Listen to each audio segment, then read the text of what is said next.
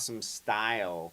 Works both over major and minor chords, but right now I'm going to show you, let's just take like a 1-4-5 blues progression in major, A major, and I'll show you some tricks that you can use to get this style.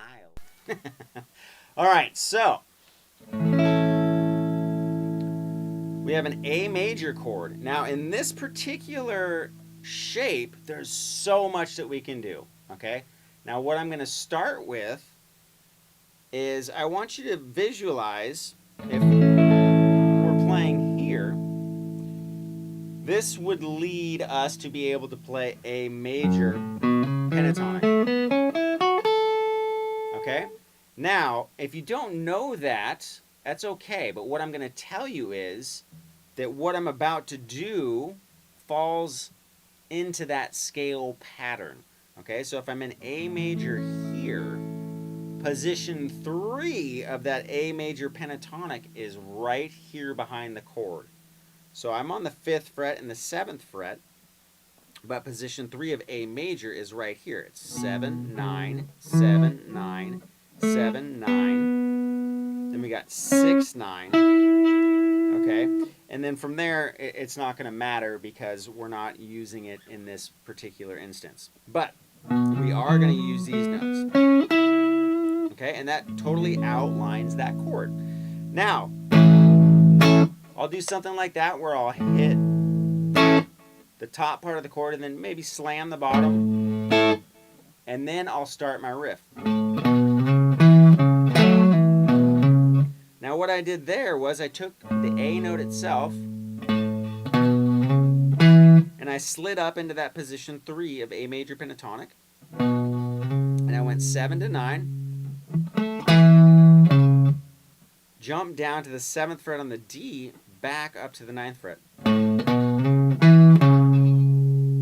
Now what I'm going to do is what's called a double stop, and I'm going to hit 2 notes at the same time. It's going to be in those same frets we just used. Okay, and so what I'm going to do is I'm going to hit the A and the D together, and I'm going to hammer on just the A string, but I want the D string to ring, so we really got to round this finger. And I just hit those 2 notes, hammer on, and pull off.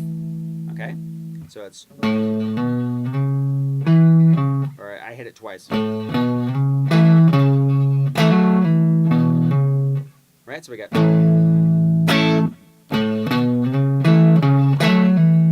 And then I'm going to go up here to the E string, hammer on 7 to 9. Now, we can do the exact same thing with the D chord. A whole step above the last fret, right? So if we're on 5 and 7 here, we can use 7 and 9 on the A, D, and G strings, okay?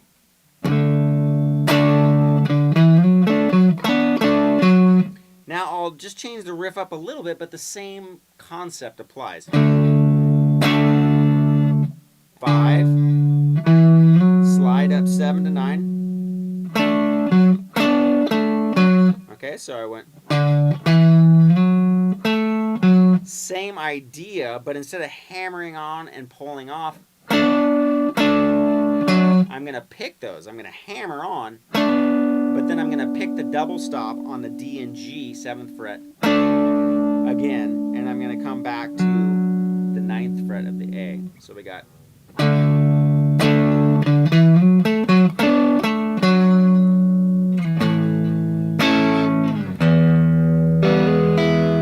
Okay, then I'm just going to jump down to E, right? I'm going to keep this in open position. I'm going to hammer on from the minor third to the major third, so that's open G. And then I'm going to pick the high E. So 1st fret, hammer on, G string.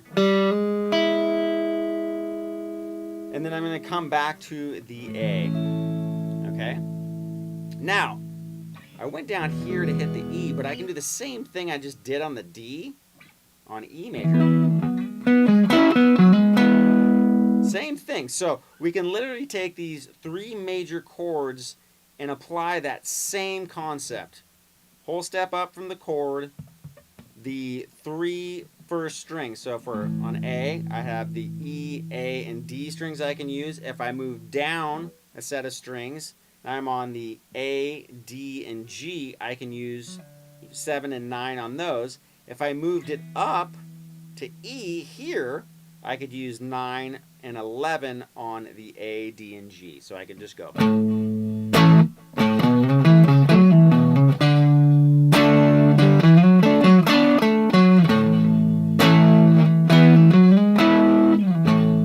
Okay? Now what I'm going to do is, when I come back to this one, I'm going to do the Hendrix approach, where he uses his thumb to get the root note. Now this is pretty tough for a lot of people. What I'll say is, a lot of people try to put their thumb flat like this and try to do it, and it's really cumbersome with your hand. If you use the side of your thumb, right, more this part of the flesh of your thumb, it's a lot easier because then it's more natural of a grip for your hand. Now what I'm going to do is, I'm going to grab that same thing we did up here, but on the higher strings. I'm going to do the B and E string, and I'm going to hammer on from 5 to 7. Okay? So now what I'm going to do is I'm going to jump up to the G and B. And what I'm going to do is I'm going to keep that thumb there, and I'm going to use 4th fret of the G, 5th fret of the B. And I'm going to use my 3rd finger to hammer on G, 4 to 6. Okay? So. And then I'm going to come back kind of and do some of those lower riffs again. Or. Right? So we go.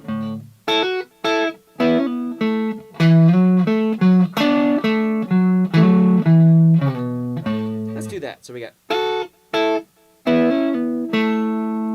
Okay, now I'm going to slide in with my 3rd finger on the A string. And I'm going to go 7 to 9 on the A, D7, A9. Okay? So, right? I'm grabbing the root note right there with my pinky on the D string, 7th fret. Then I'm going to slide up on the A string. And now I'm going to do the D and G. Okay, so I've hammered on to the D string while letting the G7 go. Go to the A string. Then I'm going to do the same thing up a group of strings.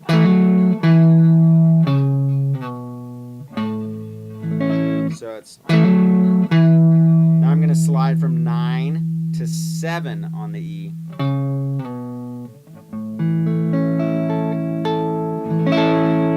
Okay, so we got.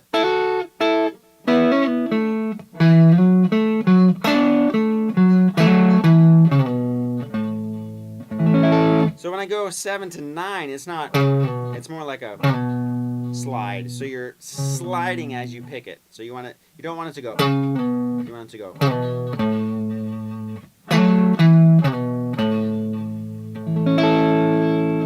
And you're going to hear that style in all sorts of music. They do it in R&B, they do it in country. Hendrix has some of the most famous songs ever totally using that concept. It's amazing, right? So we got.